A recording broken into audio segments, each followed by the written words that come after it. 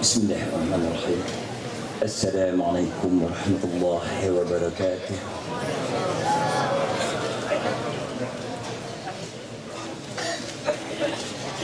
Yang dimuliakan pengisi majelis kita tadi, yang amat berhormat Datuk Seri Diraja Dr. Zamri Abdul Qadir, Menteri Besar Perak, Datuk-datuk dikehormatnya Datuk Seri Diraja Imam Ali kita, Ustaz-Ustaz, guru-guru, ayah-ayah, abang-abang,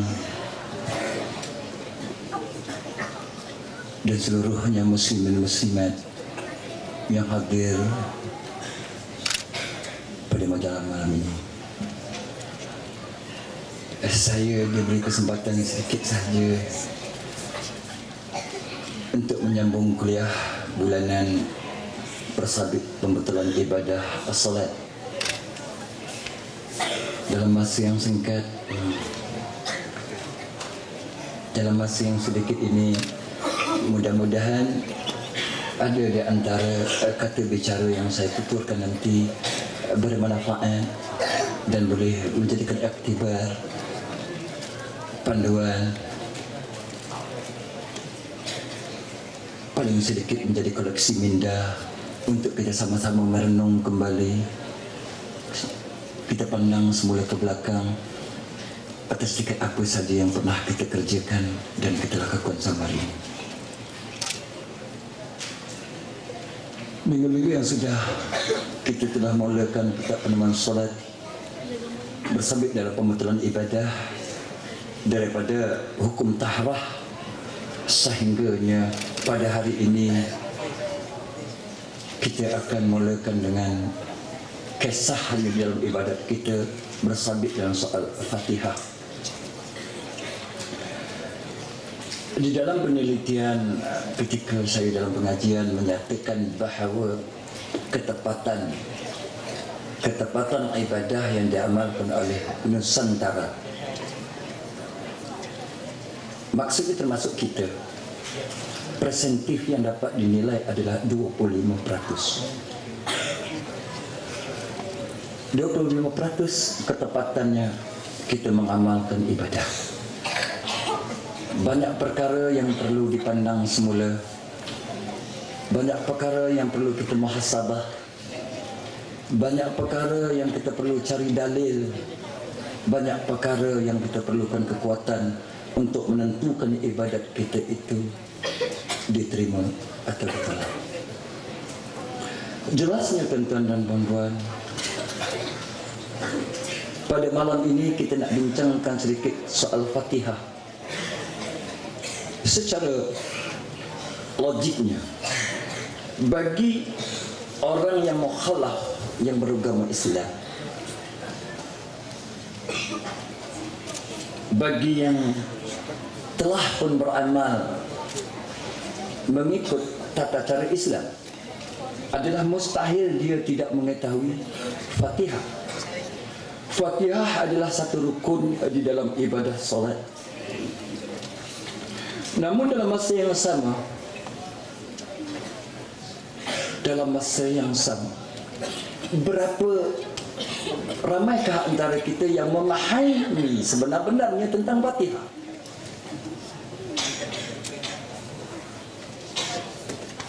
Berapa peratus di antara kita yang benar-benar mengetahui maksudnya Fatihah, maknanya Fatihah, tujuannya Fatihah?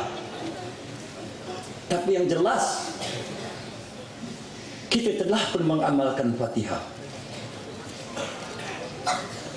kita telah pun membaca Fatihah, kita telah pun hafal Fatihah. Bagaimana kalau kita pandang semula Fatihah kita itu tertolak? Sama ada dari segi sebutan, fahaman, pengertian, Kalau tertolak, yang jelasnya ramai di antara yang ada pada malam ini guru-guru, ustaz-ustaz dari jabatan-jabatan agama. Kita perlu pandang semula. Kalau tertolaknya Fatihah bermakna runtuh atau rosaknya satu rukun dalam ibadah. Jelasnya tertolaklah salat itu.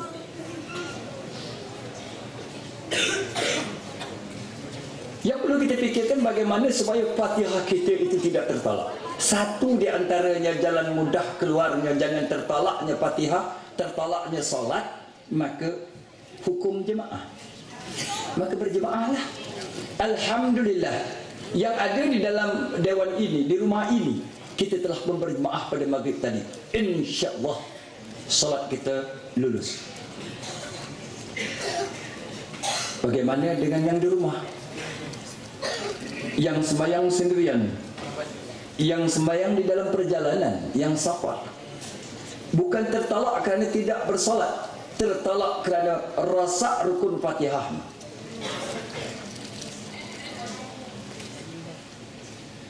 Ini cerita lama. Ini kisah lama. Kisah yang tak perlu disebut. Keseluruhan kita tahu Fatihah.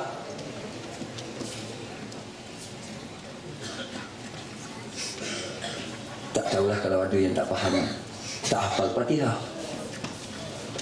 Kita menceritakan tentang Fatihah.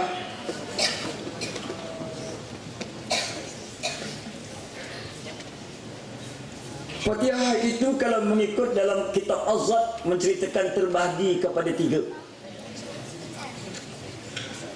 Terbahagi kepada tiga. Yang satu kembali kepada Adam, yang satu kembali kepada Rasul, yang satu kembali kepada Allah. Itu Fatihah. Sama dengan sujud. Sujud juga ada tiga.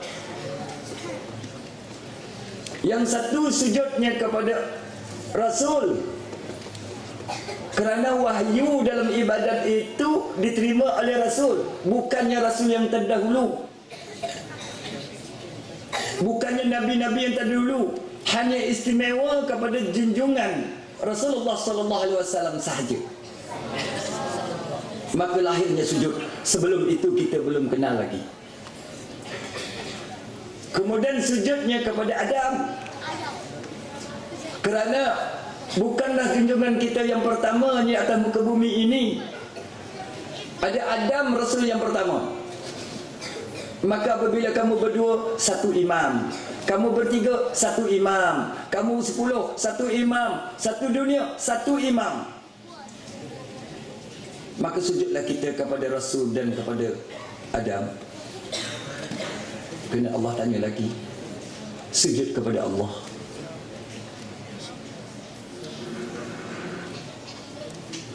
Ataupun kita tak bersujud kepada Allah.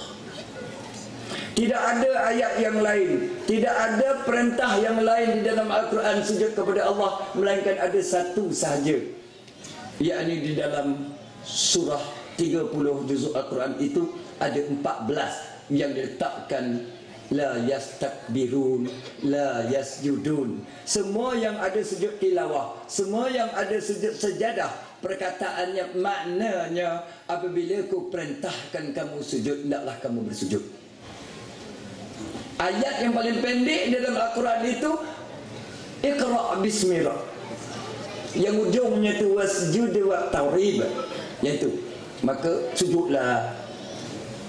Silapnya Pak Imam kadang-kadang di masjid dia pun tak bawa, dia tak sujud, dia terus rokok. Tak ada masalah.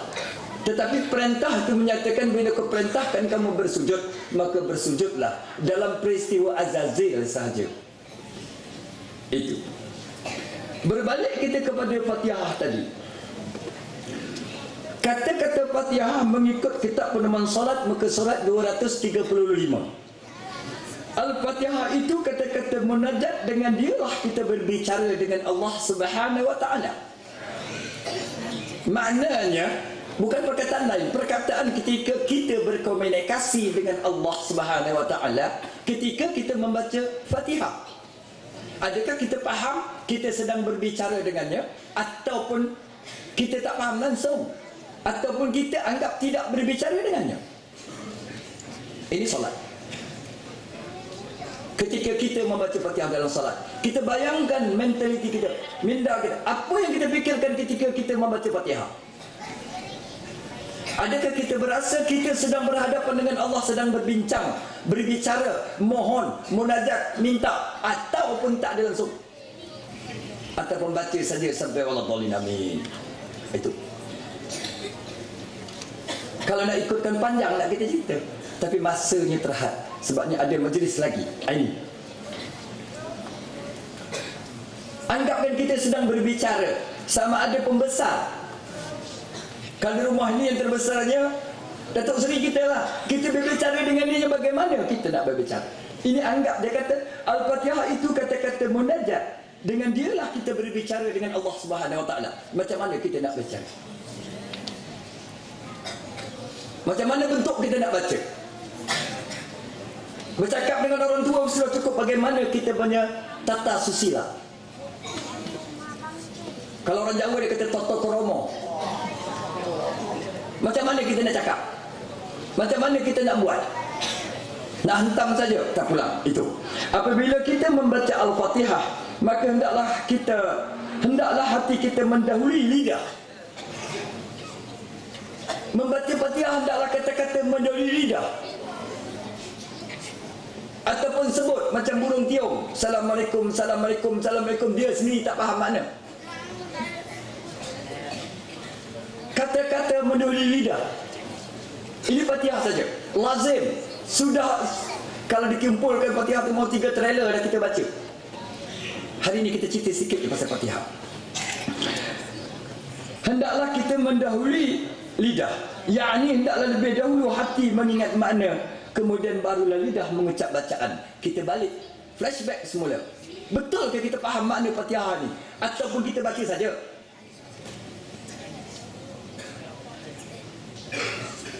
Ini yang kita kena pandang. Yang ini kita kena muhasabah. Yang ini kita kena flashback balik. Apa yang menyebabkan kita tak faham? Apa yang menyebabkan kita tak mahu memahami makna Fatihah? Apa yang menghalangkan kita mempelajarinya?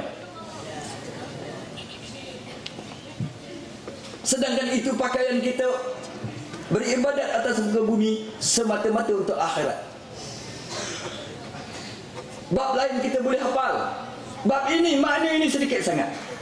Jika tak dapat demikian, hendaklah lisan menjadi guru bagi hati.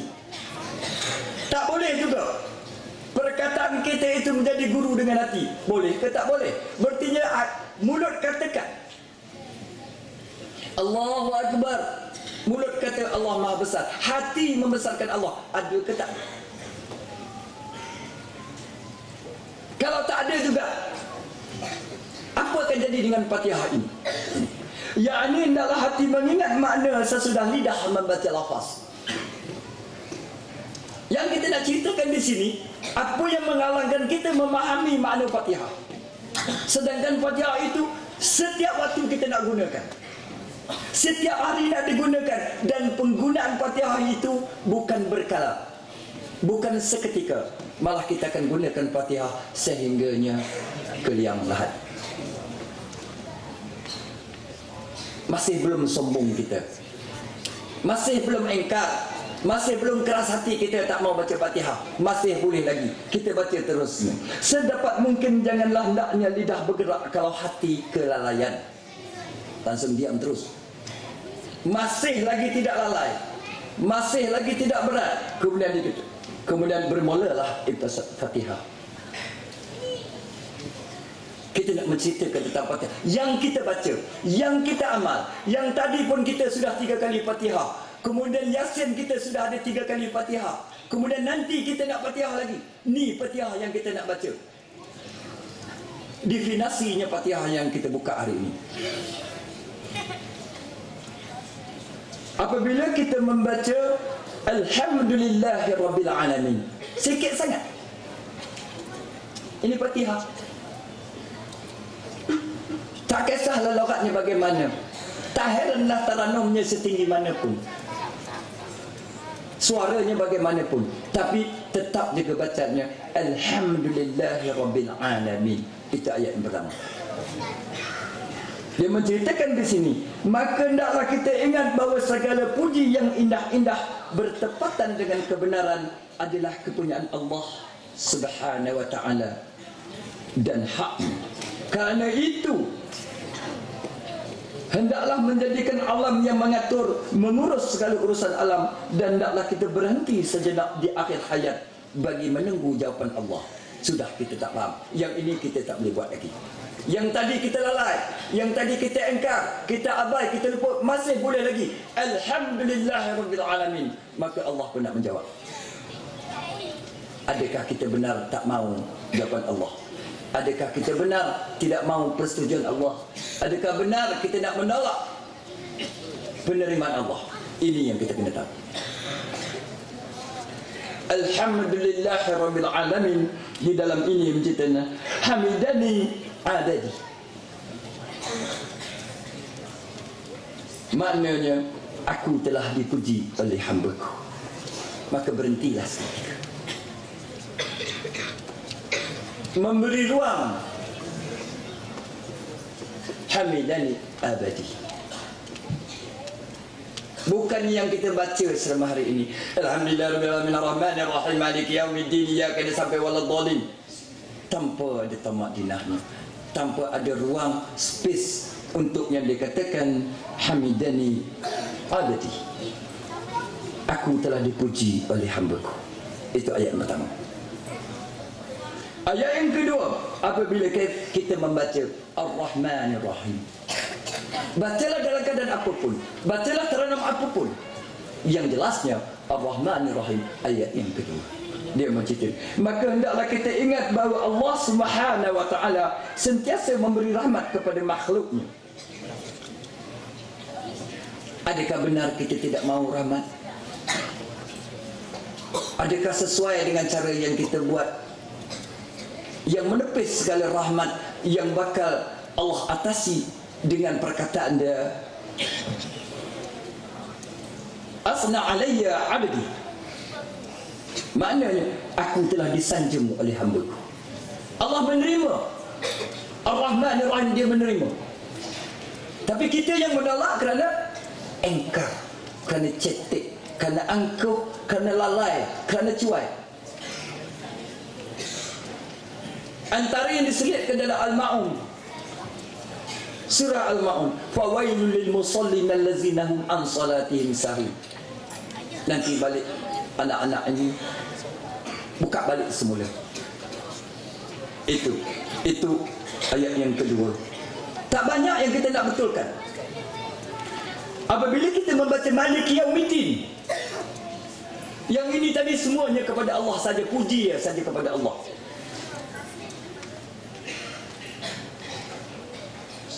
Ini definisi kita nak ceritakan. Apabila kita membaca lafaz Maliki Yaumiddin, maka hendaklah ingat bahawa Allah Subhanahu wa taala memegang segala urusan di hari membuat perhitungan segala amalan. Maka di situ majjadani abadi, dia mengatakan telah dimuliakan aku oleh hamba-Ku. Adalah tidak menasabah kalau kita memuliakan Allah, Allah tidak memuliakan kita di akhirat nanti. Yang jelasnya apabila kita tidak mahu memuliakan Allah, jadi bagaimana kita di akhirat? Ini soal ibadah, soalan yang tidak terhitung dengan siapapun, dimanapun, bagaimanapun. Bukan ada perhitungan pangkat di sini. Ustaz sekalipun ustaz kadang-kadang lagu juga. 3 kali pergi Mekah pun balik pun dia langgar juga. Sebabnya di sini dia menceritakan asana alayya abadi. Bukan tak tahu, tetapi cuai,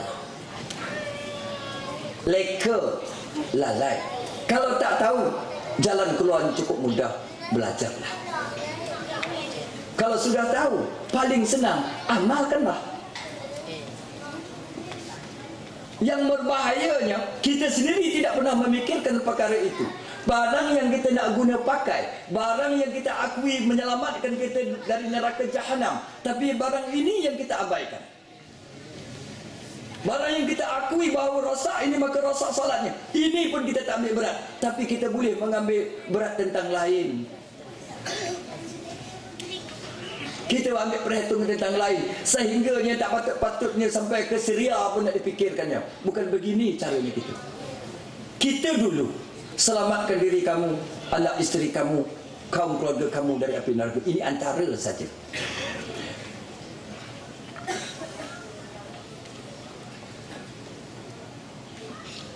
Yang keempat, apabila kita membaca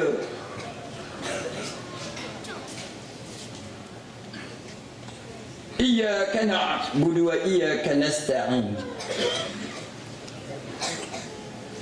di sini yang kita kena faham betul-betul. Di situ Allah akan menjawab. Allah akan membalas kata-kata kita ketika lafaz kita mengatakan iyyaka na'budu wa iyyaka nasta'in. Kita berfikir apa nak dilafaz oleh Allah.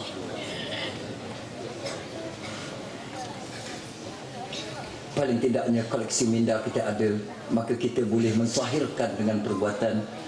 Maksudnya haza baini wa baina 'abdi wa li 'abdi ma syaa Allah. Itu jawapan dari Allah. Sebabnya kita sedang berkomunikasi. Kita membaca Fatihah sedang berhadapan dengan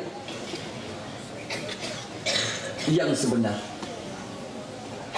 Kita sedang berbincang dengan yang sebenar. Kita sedang bermunajat dengan yang sebenar. Right person. Kalau itu berupa pesan. Nampak? Orang yang sebenar, perkara yang sebenar, keadaan yang sebenar, maka kita bercakap iyyaka na'budu wa iyyaka nasta'in, hadza baini wa baina 'abdi. Masya-Allah. Dia mengatakan di situ, inilah antara aku dan antara hamba-Ku, dan hamba-Ku dapat apa yang dimintanya. Kita pandang semua. Dapat tak? Ada tak kita minta? Ada tak kita pasrah? Ada tak kita munajat? Melainkan kita baca iyyaka na'budu wa iyyaka nasta'in ihdinas siratal mustaqim. Insya-Allah masuk. Itu ayat yang keempat.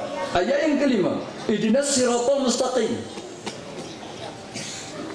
Ihdinas siratal mustaqim.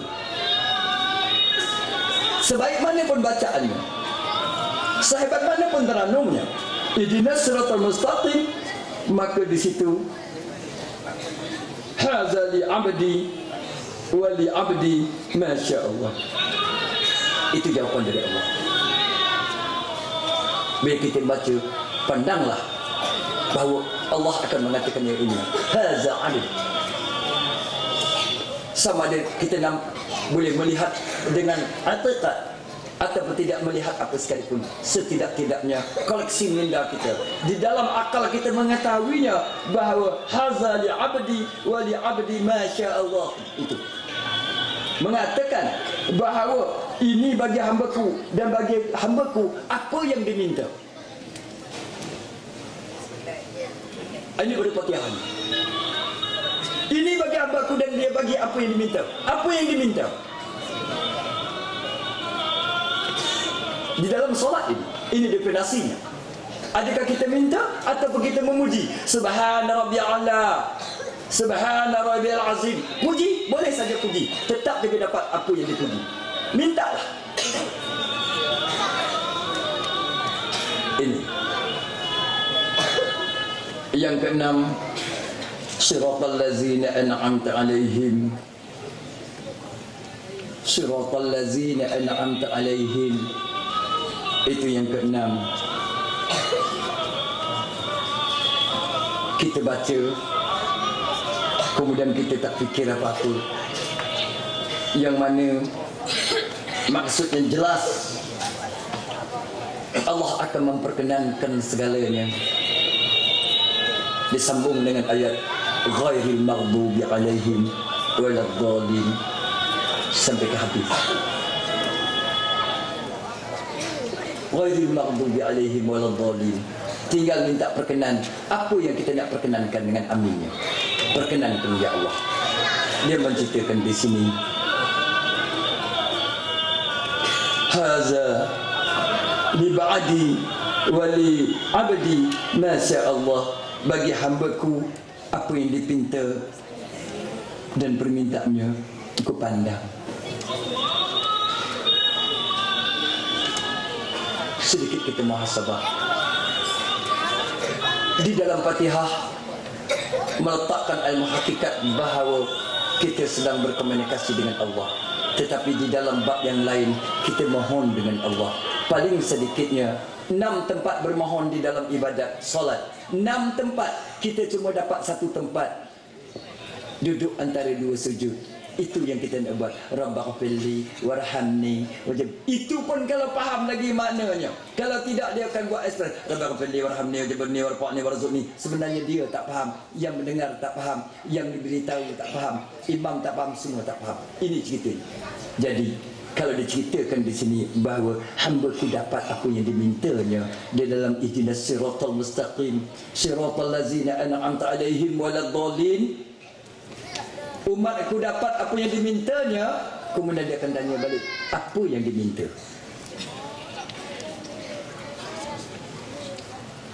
Sama-sama kita muhasabah, sama-sama kita pandang, dan akhirnya sekali barulah kita membaca amin, yang maknanya perkenankanlah ya Allah apa yang nak diperkenankan oleh Allah.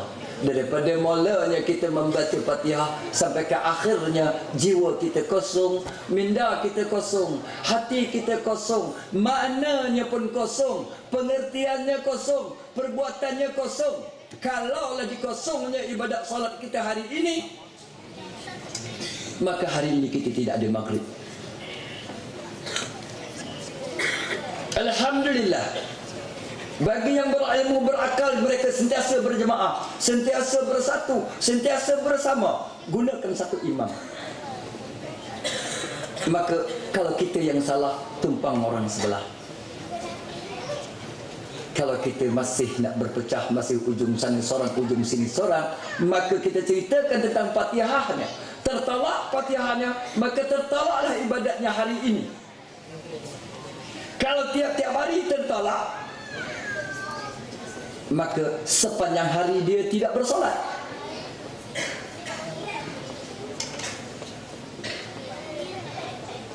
Maka kita ingat, cukup sampai di sini cerita tentang Fatihah. Cuma kita nak ceritakan kembali.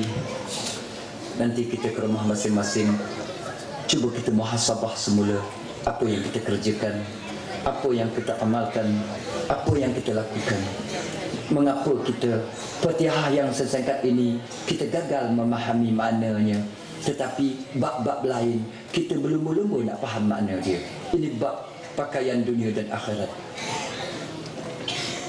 Cuba kita tambahkan lagi akhlak kita yang lebih baik, memahami apa yang kita buat, mengikut saluran yang sebenar, berpegang kepada perkara yang sebenar. Kita tanya diri kita, mengapa sepanjang hidup ini Fatihah masih belum boleh kupaham lagi? Menjadi koleksi minda kalau kita nak beramal, menjadikan amal yang soleh, menjadi perbuatan-perbuatan yang benar lagi tepat. Jadi sampai di sini majlis kita malam ini, insya-Allah jika diizin Allah panjang umur, sihat badan. Jika ada kesempatan lagi, kita akan sambung pemahaman pembekalan ibadah salat sehingga kepada salam. Siapa yang ada di antara tuan-tuan dan perempuan yang berhajat untuk mendapatkan kitab peneman salat, kalau masa senang, datanglah ke Pondok Al-Ja'far di Gua Tempurung, Gopeng. Yang orinya tak ada, putus teks sajalah. Di situ yang orinya bahasa tulisan Jawi. Jadi siapa yang berhajat, kalau ada apa-apa masalah, Apa-apa ada persoalan yang dapat saya huraikan, insya-Allah saya akan beri tak dapat. Ramai lagi ulama-ulama atas muka bumi ini. Tuan Imam tidak ada apa semua sekali, kita boleh merujuk. Yang penting bagi kita dimanapun, bagaimanapun, siapapun kita, yang pertama salatlah, yang kedua berjemaah. InsyaAllah kita akan bersatu dan terus bersatu. Alhamdulillah. A'udzubillahi minasyaitonirrajim. Bismillahirrahmanirrahim. Alhamdulillah rabbil alamin hamdan hamidan hamdan syakirin hamdan ni'mahu fi mazidah ya rabbana lakal hamdu kama yanbaghi li jalalika wa 'azzi nusuk. Allahumma jam'ana hazza jam'an mahuma wa tufarqna min ba'dihi ma'suma wa la tajal lahuma wa ma yataghnash wa la mahuma وهب لنا موصئنا لمخسرنا ومقصرنا لعاملنا الكريم. اللهم اكن لنا بحسن الخاتمه ولا تختم علينا بسوء الخاتمه. ربنا لا تزغ قلوبنا بعد إذ هديتنا وهب لنا من لدنك رحمه انك انت الوهاب. ربنا ظلمنا انفسنا ولم تغفر لنا وترحمنا لنكن من الخاسرين. ربنا هب لنا من ازواجنا وذرياتنا قرة اعين واجعلنا للمتقين اماما. ربنا تقبل دعاءنا انك انت السميع العليم وتب علينا انك انت التواب الرحيم. سبحان رب العزه عما يصفون السلام على المرسلين والحمد لله رب العالمين. Pihak majlis mengucapkan jutaan terima kasih